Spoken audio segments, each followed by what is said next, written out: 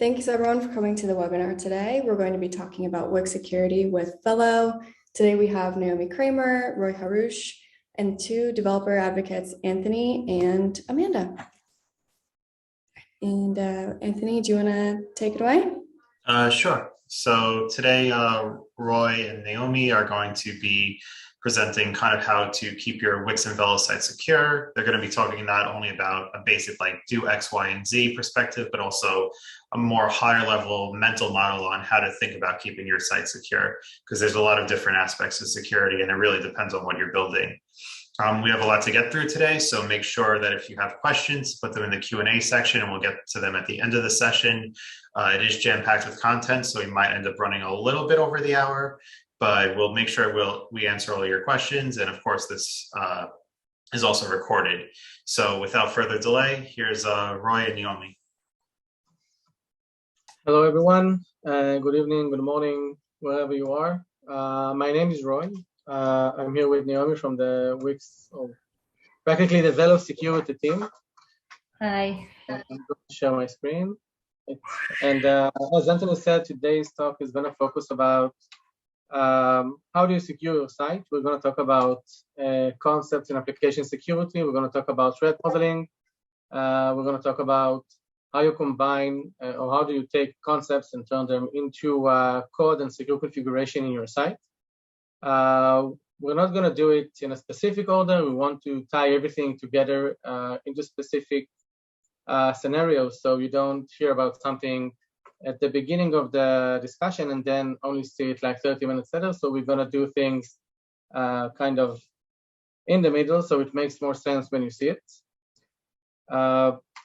A little bit about what Wix is doing on the security aspects, just to name a few. So only on the application security field, we have a lot of security work done both by bug bounters, both by hired penetration testers, both by a very large application security team that is constantly trying to break our own product. This is something that it's a very high focus in Wix. The entire application security team is basically responsible for writing secure code libraries for Wix developers. We're doing secure software development lifecycle and privacy by design sessions to developers that work with PII. And we basically do a lot of privacy and security work on the product. If we take it to what we hope to provide to you as Velo developers and Velo users, we basically hope that you see the security benefits of using a security-driven product. Whenever you have, like in Velo, whenever you have, you can just make a request. Everything has a security context. All of the requests are constantly being measured to see if there is any fraud, abuse. There are efforts that you might not see. Let's say that a bot is trying to attack your site, maybe multiple registrations. Some of you might have encountered that in the past, maybe in the past few months. Wix is actively and continuously trying to identify abuse and bot activity, for example, and stop them before they even reach your site. And no, Naomi, we cannot see you. And just, I don't want to go over like the entire list. It's just like some of the efforts that Wix is doing on the security front. So assuming that Wix is secure out of the box, what's going to happen? What's going to happen when you step out of the box, right? It's kind of funny because it's out of the box twice, but what happens when you actually start writing your own code? Before delving into like how do you write secure code and how do you secure your site, we want to talk a little bit about like the most accepted guidelines on how to write and how to identify vulnerabilities in application. There's an organization called OWASP. It's an Open Web Application Security Project. And this is a lot of people, not one or two, probably hundreds of people. And what they do constantly, they volunteer. And what they do constantly is they research application vulnerabilities. They find how to exploit them. They find how to mitigate them. And they write best practices on how to attack and how to defend applications. And one of the most important output or products, not products per se, but one of the most important deliverables is a thing called OWASP Top 10. What they do is basically they round up every few years, they round up the landscape of application security over the internet, and they let us know as developers and attackers or penetration testers what would be like the highlights of application security. Where should a defender and ethical hackers should focus when they look at an application security-wise.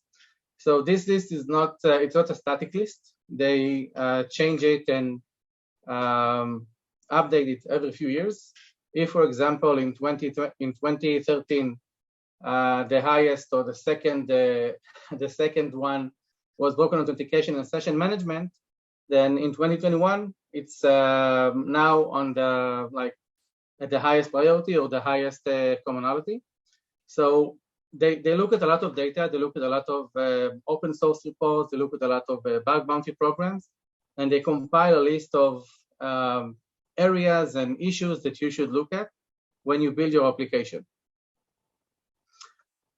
This talk in part is basically discussing some of those vulnerabilities. Some of those are more related to Velo, and we're going to discuss how you can solve it.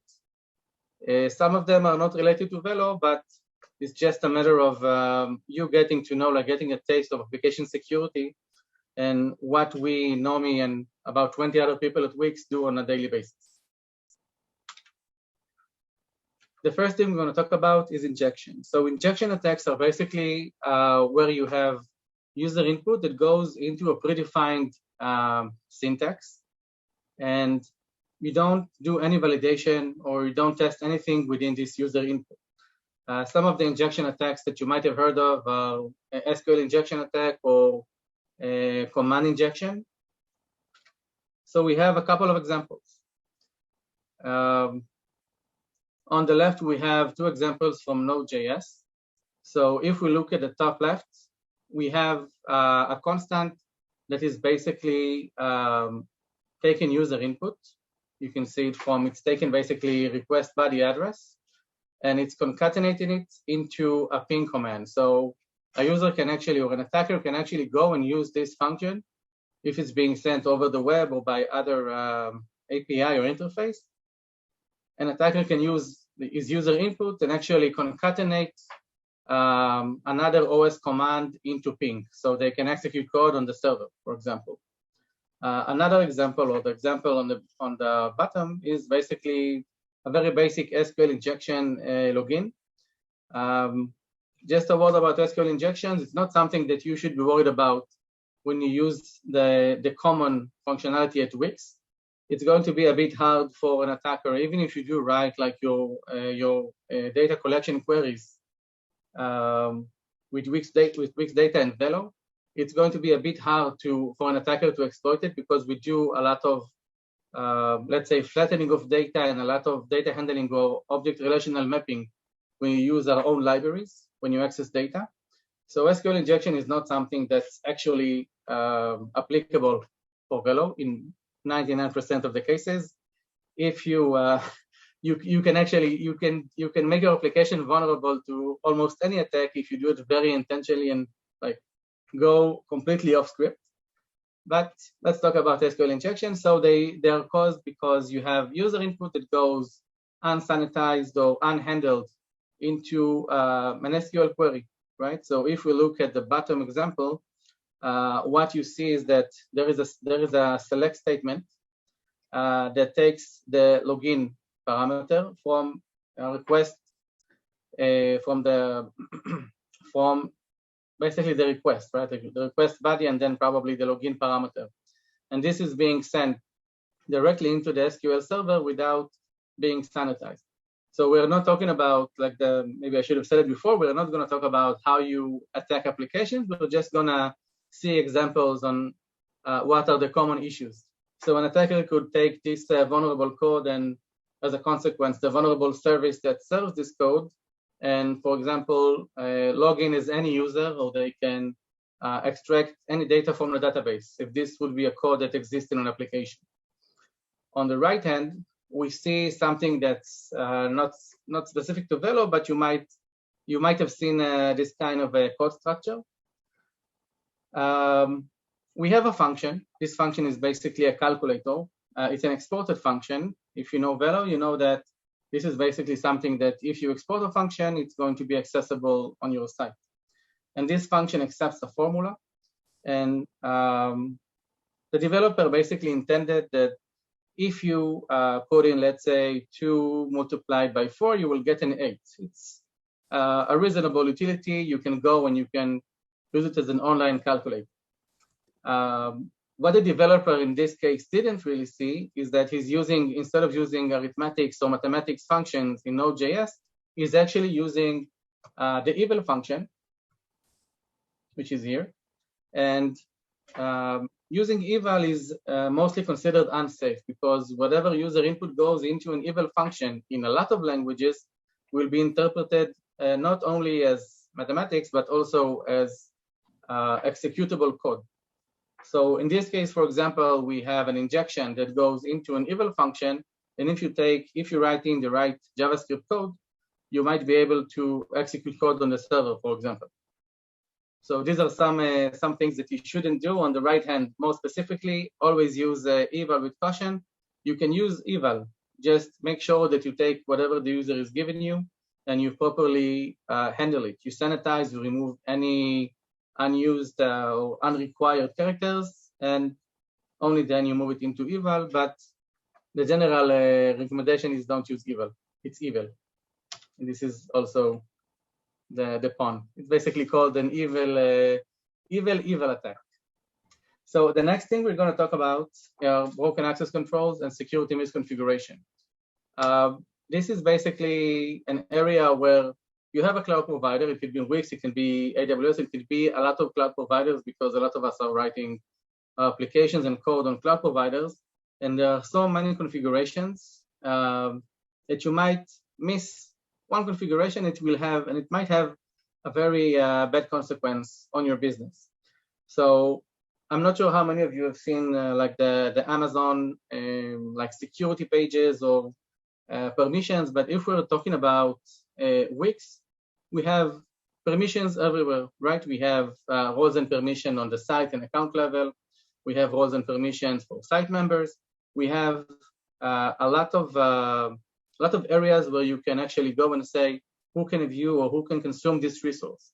You have it on page, on data collections. We're going to see a little bit later on what you configure on how you configure those. So it's a mess. You have a lot of permissions to handle. Let's see how you handle them. So for site member roles, the fun part is that you can actually create a site role, and then not only you can use it on pages, or you can use it in like other areas of the Wix general application, you can actually use it in your code. So instead of having to, let's say, write like a custom role and permission for your site, not for your account, but for your site, you can actually have a nice GUI interface. You define roles in that interface, and then you can reference those roles in your code almost effortlessly. So that's a nice bonus if you combine site members with the Velo IDE and all of the identity features in Wix. Another recommendation that we can make is that, or maybe a statement, if you will, is that the less code you write, the less vulnerable your application will be. If you want to implement a bookings application in Wix, you have Wix bookings. You can obviously use Velo to enrich it. You can use content collections to, let's say, take information from a bookings user and put it into a collection, and then enrich information inside collections where Wix bookings might have a limitation. But a lot of services already exist, like contacts. There isn't really a reason for you to go and create your own contacts application. There is a Wix contacts application. You have an object for contacts. You can interact with this contact object. You can expand it as you want. In some cases, you might not be able to extend it, but you can then, let's say, tie in another collection if you want to add an additional metadata.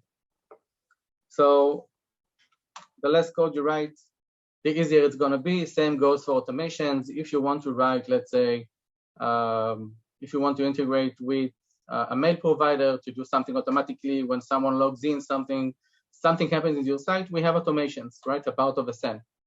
So it's not something that you have to write. Going into more specific permissions areas, we have page and tab permissions. Some people might not be aware of it, but it's actually a configuration page that exists. A page is basically a section that you show on your site, and a tab is basically the same, but for your mobile application. So you can choose which user or which member role can see what tab on your mobile application. So those are basically two ways for you to configure who can see what portion of your application. This is for tabs. Let's talk about the principle of least privilege. So usually when a developer is getting a requirement, he talks to a client, and a client only wants to have like, this should work.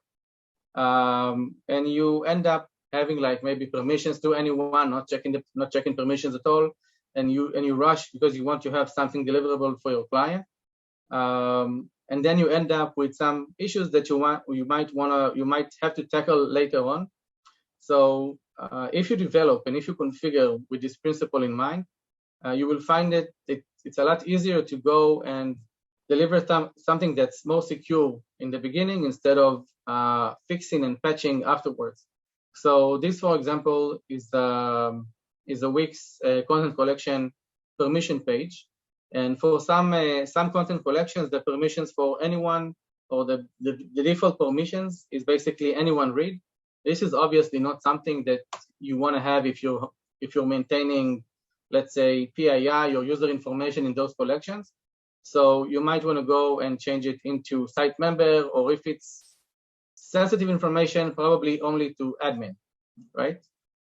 And again, I'm not sure if everyone is aware, but you can actually go and set all of the permissions to admin, and then handle your content collection with suppress auth, which basically means that you can decide exactly who can access the data,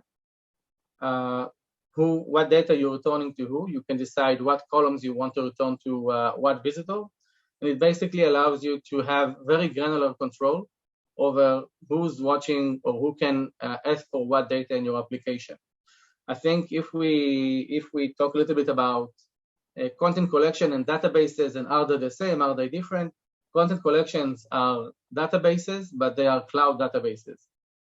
They allow you to take your user context and apply it, or your users, not your user, but your user's context, their identity, and apply it into an API-like service. So you always need to remember that even if you don't share anything from a content collection on your page or on your site, it doesn't mean that people cannot see it. It's an API that your site is using, because Wix assumes that you don't just create data. So if you have sensitive information, it's very important that you handle the collection permissions in the right way, and use suppress auth with some conditions, so it will match your business logic.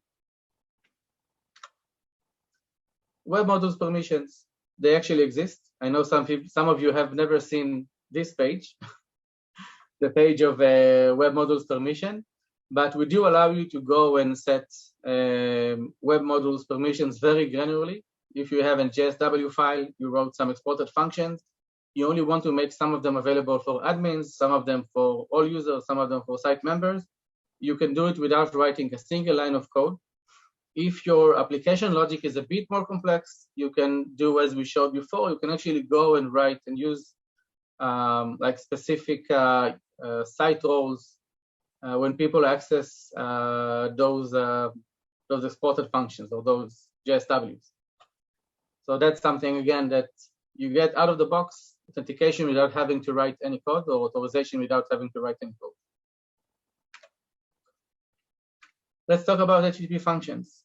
So they are basically a way for you to write an API for your site. We've seen people both in Wix and outside Wix doing crazy things with functions, right? We've seen people writing like large-scale IoT services that their IoT devices are talking to an HTTP endpoint or HTTP function endpoint, and things are working great. But the thing to remember is that when you write an HTTP function, it's going to be unauthenticated.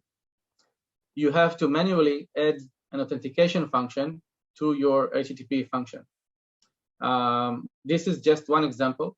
It basically shows on the left that you take or basically create like an is-permitted function, and then you use it inside the HTTP function logic. So whenever someone, and usually with function, it's not someone, it's whenever something is trying to access your function, they will have to provide some kind of a secret that you should use the secret manager to store. And only when the HTTP client, only when the API client is providing this secret, only then they can actually consume the services offered by this API. So that's something that's key to remember when you develop HTTP functions.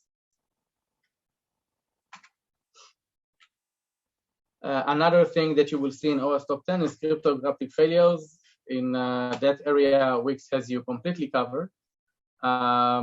You might know that you have some regulations, GDPR, all sorts of legal requirements to encrypt sensitive information like user PII, names, addresses, emails, all of that type of information. So inside content collections, Wix basically added an option to take a single column and just mark it as PII. And what will happen in the background is that Wix is going to go within its own databases and encrypt everything with a compliant algorithm. So you can stay compliant. We had a customer a few months ago, and they needed to know, their customer wanted to know if Wix is PII compliant. And this is one of the things that actually allowed this customer to take a project, because we provide this really simple function that does a lot of cryptographic work in the backend and in the database, but it's a simple feature to use that gives you a great value. This shouldn't be say that you like encrypting your data doesn't mean that you shouldn't protect the application. This is only going to encrypt the data within the database. If you have a collection with any one read, people can still query the database. So you should keep in mind that you should also keep permissions in the right level, and you should also encrypt PII to make sure that you are compliant with whatever regulations that you have in your area or the area of the area that your customers reside on. And with that, I'm going to pass the stick to Naomi.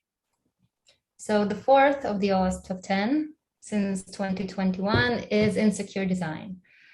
The approach of integrating security in the design stage will help you keep the elements of your system free of vulnerabilities and impervious to attack. So there's a difference between insecure design and insecure implementation. A secure design can still have implementation defects leading to vulnerabilities that may be exploited. And insecure design cannot be fixed by a perfect implementation. So one of the factors that contribute to insecure design is the lack of business risk profiling, which leads to the failure to determine what level of security design is required. That's why the security design stage should involve someone who understands the business. This should be the developer. This could be the developer, but in many cases, it is someone less technical, and that is fine. So let's see how we do that. I perform security assessments for the different features and products at Wix. And the first thing I ask the team is, what is your most valuable asset? Business-wise, what is the worst thing that could happen in case of a security breach? So the business owner will know this answer, usually without even having to think about it.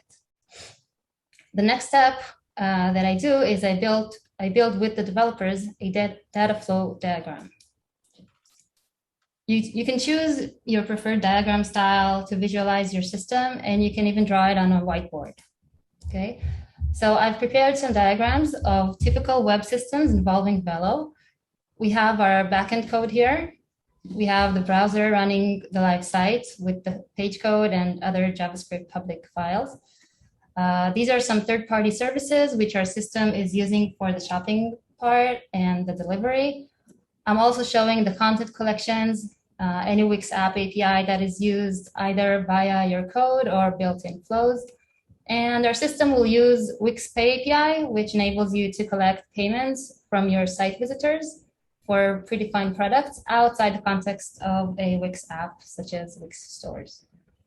So the main user flow includes a user choosing a product on some e-com platform, and we want to use Wix Pay API to perform the payment. Okay, a user is choosing a product on some e-com platform, and we want to use Wix Pay.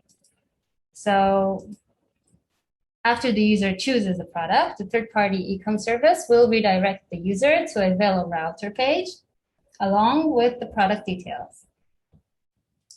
The product page code imports and calls a web method to which the product name and price is sent. In the backend method code, in the backend, the web method code calls the Wix Pay API, sending the price and name of the product to start the payment flow. So by looking at the flow with the data flow diagram, it is simple to notice that the payment relies on the price that is sent to the backend web method from the browser. I hope you see that. Since the origin of the price value arrived from the third party, if you don't have the DFD, the data flow diagram in front of you, you might miss the fact that the price comes from the client. So in effect, a malicious user could change the price and pay less or nothing for your product. So this is just an example. Another one, consider this use case. A user fills out a form, okay, to sign up for a newsletter. The form collects the user's first name, last name, email address, and that user input is used to construct a body that is sent as a confirmation email. In the body, there is a link that will lead to a router page, which will trigger another user flow. Okay, so we have here user input. We have a third-party emailing service. We have an API key. We have backend code. We have client code. How do we perform a secure design on such a system? To help identify the threats and mitigations, we can use a threat model. A threat model will give us a view of the application and its environment through the lens of security. During the threat model, some red flags should appear to you when you run into something from this list. We will see examples of all of them in the following threat model.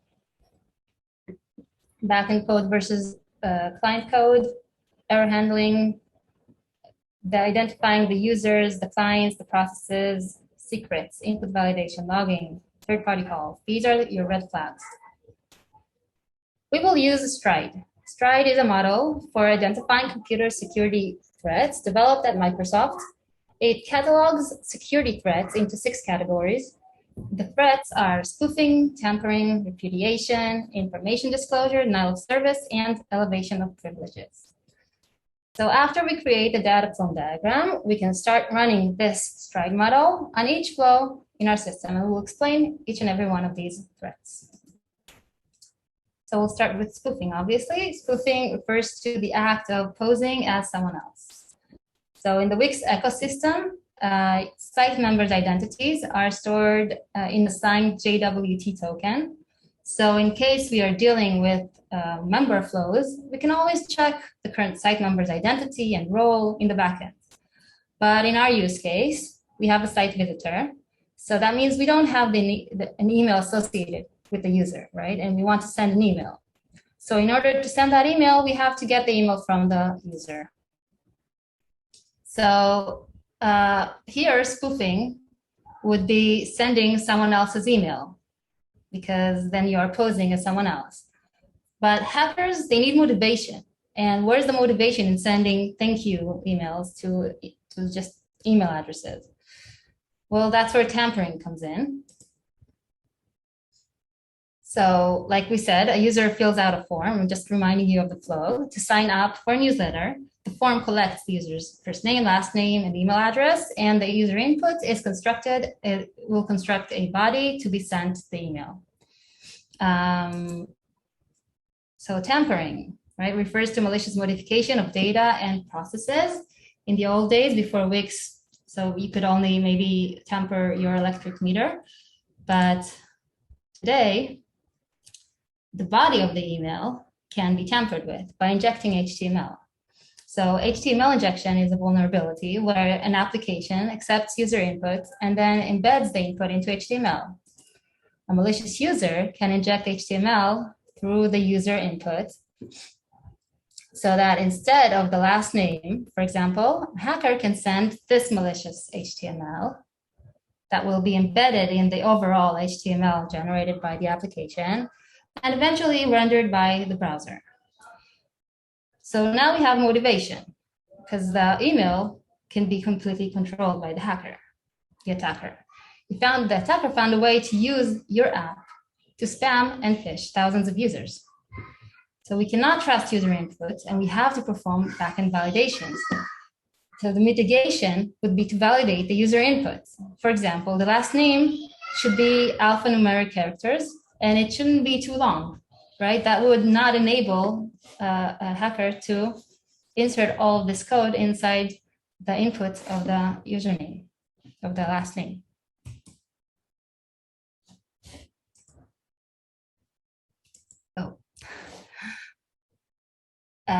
Repudiation. So that refers to the ability of denying an action event.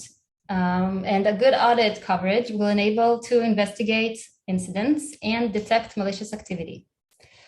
So let's have a look at a delivery flow. We want to send a gift to specific site members, our VIP customers, okay? After a user chooses a gift, a backend web method is triggered and sends a request to a third-party delivery service along with our API key, the address, and the chosen gift. And then every delivery status change, the delivery service will notify our backend via HTTP function APIs, our HTTP functions API. Now, what if a user came and said they never got the gift? And what if the shipping company claims they never received your request for delivery? So you better have logs with all this data. You should also have error logs, so you know that something went wrong and where it went wrong. The logs, they have to be confidential. They have to be available, right? So you need to be sure that whatever login service you're using, it should retain your data for a sufficient amount of time.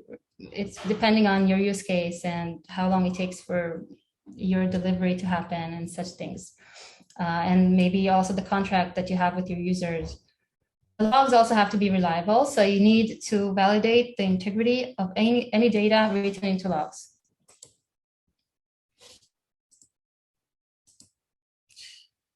So information disclosure. So the name pretty much speaks for itself. Here are some examples of where information disclosure can occur. If you're calling a third-party service from the backend, then in some situations, that third party might return an error. And what do you do with that error? Do you return it to the browser client as is? No, you analyze it and send the browser a pre-crafted error message with exactly the info the client needs. Error messages could have anything in it, from stack trace to API keys. And since the third-party server is sending you the error, they assume, and since they are sending you the error, they assume it is okay to send you sensitive information, such as your API key, for example. So error handling is an important security principle, partly due to information disclosure. Another example of information disclosure is when you return data to the client. Roy showed this before. The data might originate from a third party or from the content collection. You need to send the client only the data that is needed. It could be a specific record in a collection or a specific field, but don't send everything to the client, something that I've seen many times happen, and then filter it in the client, because once the data is reach the client, then it's out of your hands. Another example of information disclosure is exposing your secrets and keys. Okay, so designers, right, that have access to the editor, if you're working with a freelance designer, for example, they don't need to have access to the secrets, but they have access to your code. So another example is you might share your code online somewhere, and you might forget that your API key is hard-coded. Or if you duplicate your site, hard-coded passwords will be duplicated as well. So to handle these issues, simply use the secret manager by defining the secret name and value in the business manager and use it in your backend code. Of course, be careful not to send it to the client accidentally. And anyways, to avoid these sort of mistakes, we've disabled the option to call the secrets API from the public code. So denial of service, that's an attack that is focused on making a resource like a site, an application, a server, unavailable for the purpose it was designed for, okay? There are many ways to make a service unavailable for legitimate users. Wix has you covered, so Wix has you covered, so it isn't possible to cause the environment to run out of available memory. Okay, so you don't have to worry about that kind of denial of service, but you can be vulnerable to denial of service if, for example, you're using a third-party application. So then that app might stop serving you if you are detected as a malicious entity. Okay, if you give enough motivation, like we saw before, to an attacker to use your service, your system, to send malicious emails to thousands and more, then that emailing services might detect you as a spammer, and they might stop giving you service. And then the real users that were supposed to get the emails won't get it. Okay, so I've even seen these kind of naive services being sold on the darknet as spamming infrastructure. And even if the service is only available to paying customers, you shouldn't trust them, because they might be able to make more money of spamming your spamming service than they are paying you. Okay, so denial of service through third party is pretty much the most relevant use case for denial of service in a Velo application. So that's it. Thank you so much. And any questions? Yeah, we have a few questions. We have two that I had answered during the call, and then a couple more. For the ones I answered, I'll just read them out loud so it's on the recording for everybody too watching later, and also so Roy and Naomi can correct me if I said anything wrong. The first question from the guest was essentially, what permissions should I set if I want to access it from HTTP functions? My answer was essentially that you should do what Roy said before, set all your permissions on your content collection, if you're using one, to admin only. And then in your HTTP function, you can use suppress auth, but you'll have to validate the request yourself if you're going to use HTTP functions in that way. So you can use something like a pre-shared secret or HMAC, or maybe other methods like a JSON web token that typically have some sort of authorization data encoded in them, to make sure the request is authorized. But really the best answer there is to be careful when you're doing that, because you'll have to manage all of that yourself. And if you can work on it, do it another way, then you should do it another way. Then the other question that was answered. Can I just add to that one small detail? That is completely right. Just one thing that you should just be aware of is that when the backend receives an HTTP HTTP function request, the identity that is used from that point to anywhere, any API that this function will call from there on, any Wix API or data API, it will use a visitor identity, like an anonymous identity. Okay, so then from this point, just think of the permissions that you want to put on your collections, for example, the same way you would for a web method that accepts a visitor identity. Okay. Great. Then the other question was from Yoris. He asked, aren't all fields already encrypted, in response to the PII being ticked on a data collection field? And essentially, yes, all fields are encrypted, no matter what data you put in there, and no matter whether or not you select it as PII. But ticking that checkbox adds an additional layer of encryption, which really has more to do with compliance and security. It's just essentially encrypting that field with a separate key from the rest of the data. So I do have a small, maybe a small correction there. When you use data that is encrypted, let's say with PII encrypted, with our solution for PII encryption, you will have some limitations, right? You can't do like, let's say, a full search on a field, because mostly it's encrypted. You can only search for, let's say, I think 3 or 4 letters when you use a Wix search, for example. So not all of the information is encrypted by default. A lot of it is encrypted. And let's say if you use contacts, then obviously we encrypt, because when you use Wix contacts, we encrypt Wix contacts on our end, right? We have like another encryption framework for the larger APIs that Wix offers, and mostly concerning payments and like other PII information. But let's say if you have a collection that, it's like, let's say you have a collection with products, it's not going to be encrypted, because you might want to have some functionality in your site, let's say with Wix search or with like sorting, and some things that you cannot do on encrypted data. So if you use other APIs in Wix that involve personal information, this is going to be encrypted outside of the collection, like on the API level or the database of that service. But in a collection, not everything is encrypted, because again, we assume that you put this information inside the collection because you want to have like multiple ways to handle it. You want to index it in a search. You want to show it like on a page.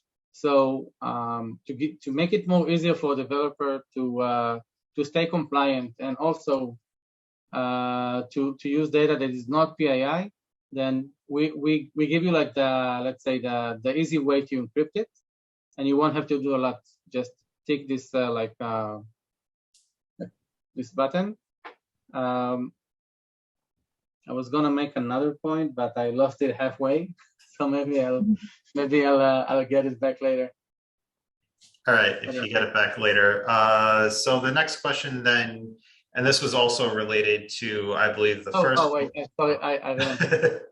So hopefully within a few months, we'll be able to give you like hints on when you have columns that should be encrypted, like hints on, let's say, this column is called email and it's not encrypted. You should probably consider encrypting this data. And if you have like bad permissions, like anyone read on this field, you might want to consider also taking a look at the permissions that you have.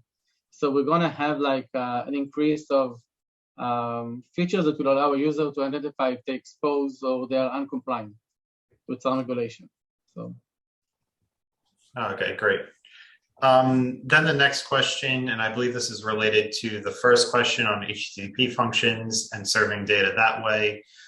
Is a single key authentication safe enough for use, or should we implement a 2-key system? So I think you can actually implement. So you want to take it? I don't mind. Whatever you want, it's fine. So I think that Anthony touched on a very similar question on HTTP functions. So you can actually implement whatever functionality you want. You can actually use like Amazon KMS with let's say that you would save like the Amazon key and then generate like a trusted key from like either cloud provider. So you can basically do anything you want, because the code would allow you to do it. I think it really depends on what your client is asking you, like to what level.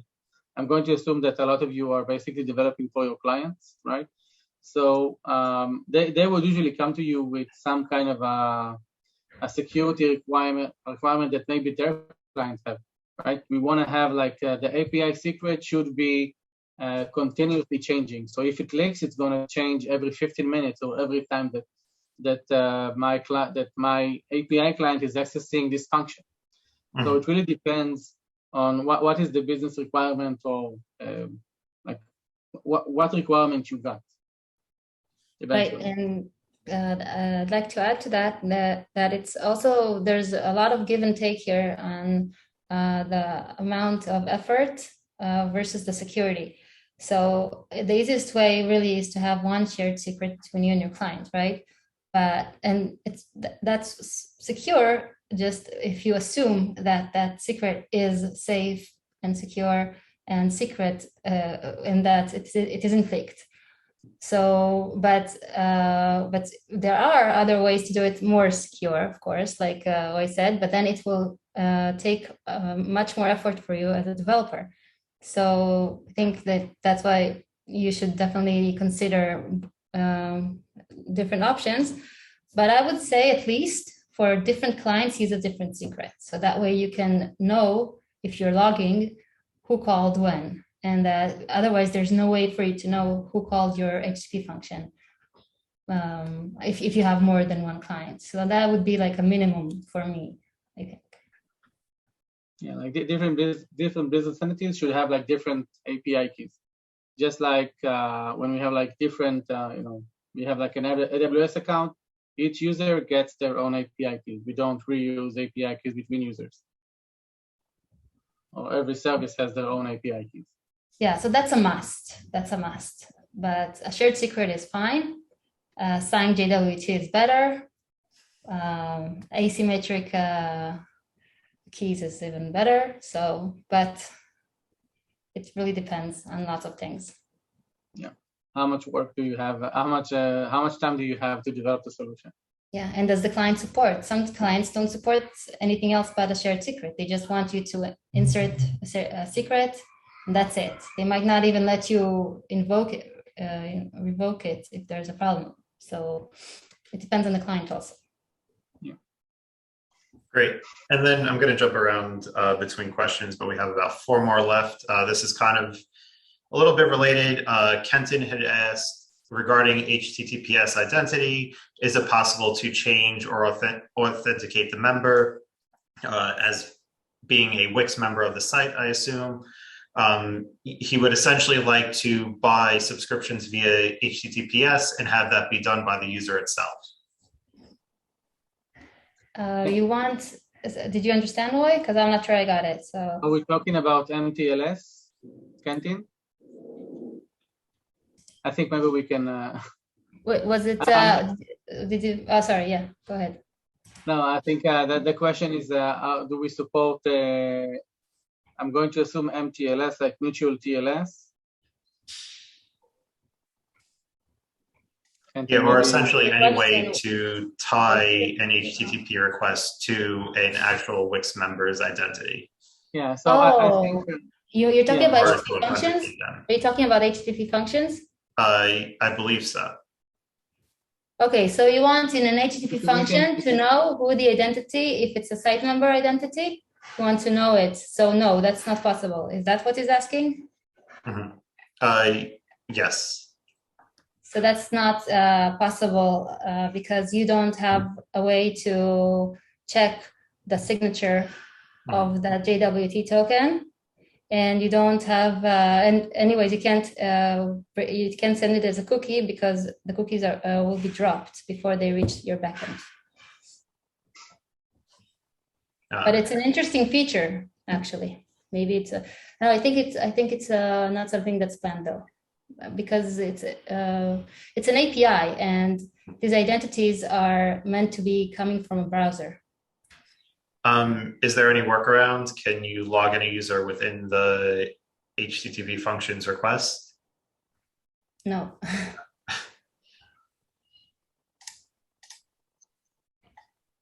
Okay. So then on to, but that's an interesting feature that we could maybe talk about a little off the call. Yeah.